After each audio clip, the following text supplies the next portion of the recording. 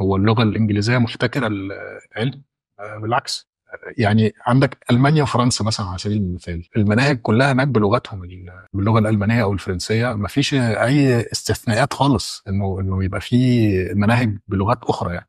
فليه لا؟ ده فعلا انت كده خليتني اخد بالي. انا كنت ببص للغه الفصحى فقط. طب ما فعلا ما انا هم بيدرسوا في اليابان بالياباني، كل بلد بتدرس العلوم بتدرسها باللغه بتاعتها.